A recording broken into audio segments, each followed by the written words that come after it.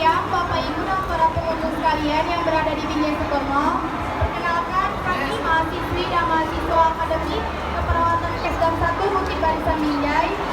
Tujuan kami berdiri di sini, kami ingin mendemonstrasikan tentang pertolongan pertama pada korban kecelakaan yang mengalami pendarahan pada patah tulang terbuka. Harapan kami kepada Bapak, Ibu dan para pengunjung sekalian, apabila setelah melihat ini Bapak Ibu dapat mengetahui tindakan apa sih yang harus kita lakukan apabila kita menjumpai korban dengan kondisi seperti ini. Dan yang perlu diingat, tindakan seperti ini tidak hanya dapat dilakukan oleh perawat ataupun tenaga medis lainnya, Bapak, Ibu dan para pengunjung sekalian juga dapat melakukan tindakan seperti ini. Namun dengan syarat Bapak Ibu mengetahui tindakan-tindakan apa yang harus dilakukan dengan tepat dan benar. Baiklah, selanjutnya kita masuk ke tahap simulasi.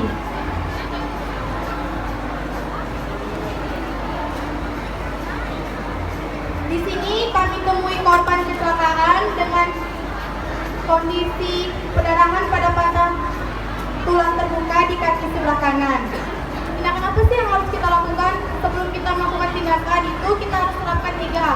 Apa sih itu 3A? Amankan diri, amankan lingkungan, amankan korban. Di sini kita temui korban merintih kesakitan dan meminta pertolongan.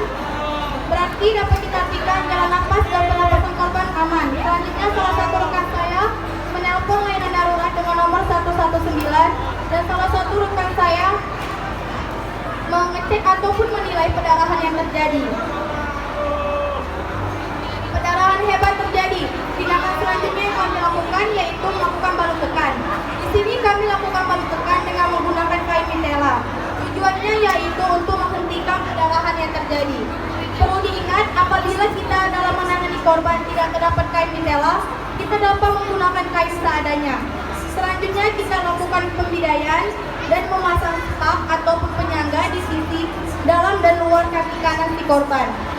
Apabila tidak terdapat staf, kita dapat menggunakan kayu ataupun penyangga lainnya. Yang terpenting itu permukaannya datar. Tujuannya yaitu untuk meminimalisir pergerakan patah tulang terjadi. Selanjutnya kita ikat bagian atas dan bagian bawah luka korban. Dan di sini tujuannya yaitu agar tidak terjadi pergeseran pada patah tulang si korban. Kita ikat juga nantinya di bagian sisi paling bawah kaki si korban. Tujuannya juga sama, yaitu agar tidak terjadi pergeseran pada patah tulang si korban.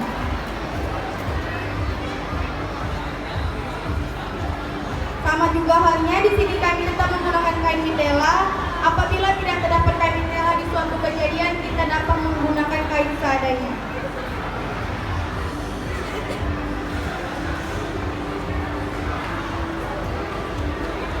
Setelah kita melakukan tindakan ini, nanti kita akan melakukan reevaluasi. Apa sih itu reevaluasi?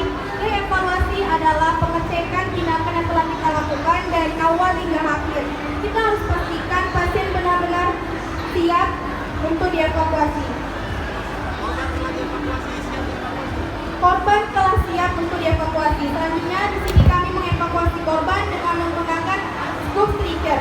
Apa sih itu scoop stretcher? Scoop stretcher yaitu alat yang digunakan untuk membantu mengevakuasi korban. Perlu kita ingat, kalau kita menggunakan alat ini kita harus benar-benar mengecek apakah alat bantu ini sudah terkunci atau belum. Selanjutnya kita ikat korban. Tujuannya yaitu agar korban tidak terjatuh.